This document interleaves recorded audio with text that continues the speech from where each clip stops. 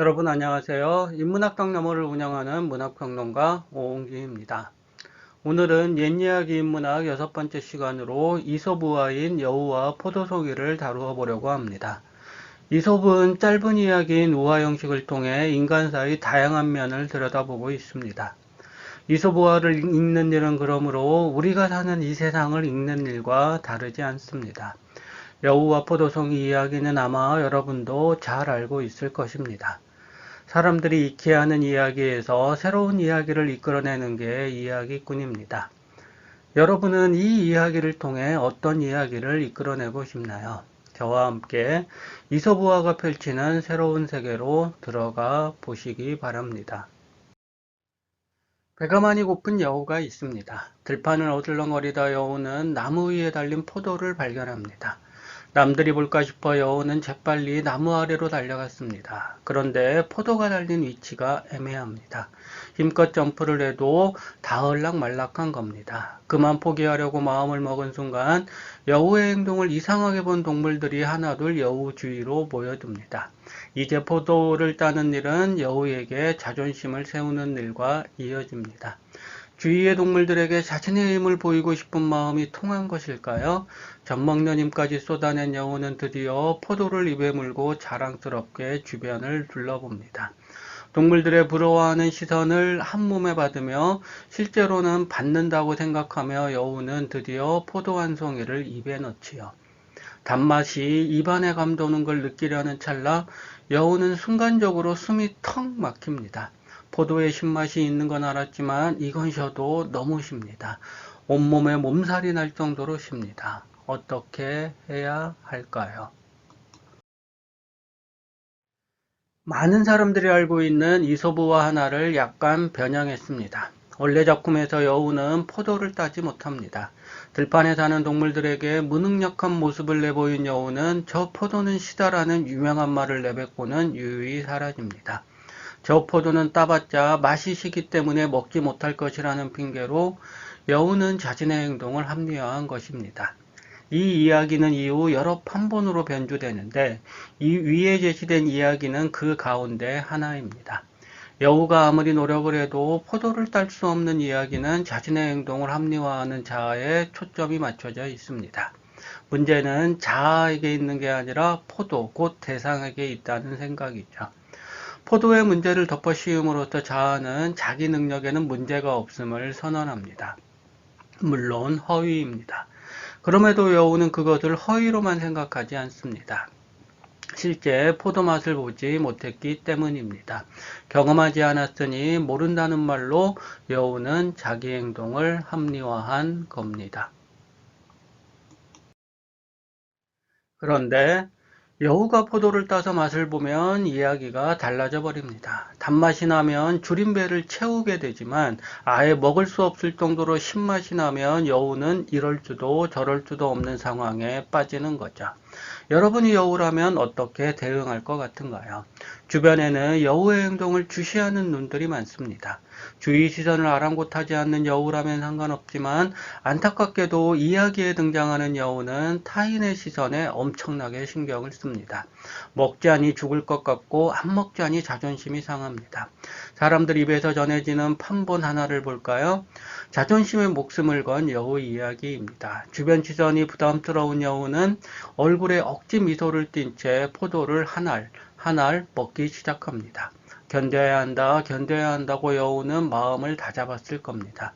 침묵처럼 시간이 느리게, 아주 느리게 흐릅니다. 다른 동물들이 제 갈 길로 가버렸으면 좋겠는데 무슨 일인지 그들은 제자리에서 미동도 하지 않네요. 아무리 먹어도 포도알은 생각만큼 줄지 않습니다. 그래도 여우는 포기하기 힘듭니다. 자존심이 걸려있기 때문이죠. 여우는 어떻게 됐을까요? 이 이야기에서 여우는 결국 자신의 자존심과 목숨을 맞바꿉니다. 아니, 정확히 말하면 자존심을 지키지도 못하고 목숨까지 내놓습니다. 여우는 왜 이 포도는 시다라고 외치지 못했을까요? 자존심이라는 이유만으로 설명할 수 없는 내용이 이 이야기 속에는 들어 있습니다. 언뜻 여우가 자존심을 지키기 위해 죽은 것 같기는 합니다. 하지만 그 자존심의 근원을 따지고 들어가면 여우에게는 전혀 자존심이라고 할 만한 게 없음을 우리는 유추할 수 있습니다. 자존심이란 자기를 지키려는 마음입니다. 자기를 지키려는 마음에 손상을 입었을 때 우리는 자존심이 상한다고 말합니다. 위 이야기에 나오는 여우의 상황이 과연 자존심이 상하는 상황이고 그것을 위해 죽음을 감수할 만한 상황이었는지는 그래서 치밀하게 따져볼 필요가 있습니다. 우선 여우가 지키려는 자아가 타자의 시선에 얽매인 자아라는 점에 주목해 보자. 주변 동물들의 눈을 의식하는 여우에게 경쟁의식이 생긴 것은 당연합니다. 여우는 일상을 살아가는 우리와 다르지 않기 때문입니다. 문제는 여우가 마음속으로 타인과의 경쟁에서 이겼다고 단정한다는 점에 있습니다. 그는 스스로 경쟁 대상을 설정하고 그와 싸워 이겼다고 생각합니다. 포도는 그 싸움에서 생긴 전리품과 같은 것이고요. 따라서 이 포도는 시다라고 여우가 외치는 순간 전리품은 말 그대로 우스꽝스런 사물로 변해버립니다. 전리품이 여우를 영웅으로 만드는 게 아니라 도리어 웃음거리로 만드는 역설적 상황 앞에서 여우는 자존심을 꺼내듭니다. 포도 전리품을 맛있게 먹는다면 포도의 신맛과 상관없이 여우는 경쟁에서 이기게 됩니다. 다른 동물들은 포도의 신맛 여부를 알지 못하기 때문이죠. 신맛이 강해질수록 여우가 품은 이 마음 또한 한없이 강해집니다. 자존심이라는 굴레에 빠져 여우는 정작 제 마음을 들여다보지 못하고 자신의 몸까지 해치는 상황에 처한 셈입니다. 또 하나 생각해 볼 점은 제 마음을 보지 못하는 존재는 다른 이의 마음 역시 보지 못한다는 점입니다. 여우는 주변 동물들이 자기를 어떻게 바라보는지 신경만 쓸 뿐 다른 동물들의 마음을 헤아리지 않습니다. 여우는 외부를 보는 척하면서 결국은 내면 공간에 갇히는 상황을 스스로 만든 것이죠. 타자의 눈으로 자기를 본 게 아니라 타자의 눈이라고 착각한 자기 눈으로 자기를 본 겁니다. 여우의 죽음으로 끝나는 이 이야기는 이렇게 본다면 우리 시대를 살아가는 사람들의 초상을 에둘러 드러냅니다. 자기 눈으로 세상을 보면서 우리는 타인의 눈으로 세상을 보는 사람인 것처럼, 그래서 타인을 배려하는 사람인 것처럼 비춰지길 원합니다. 배려와는 전혀 다른 삶을 사는 정치인들이 국민이라는 타자를 끊임없이 호명하는 의식의 밑바탕에도 이러한 허위의식이 게재되어 있습니다. 어렵나요? 어려울 것 없습니다.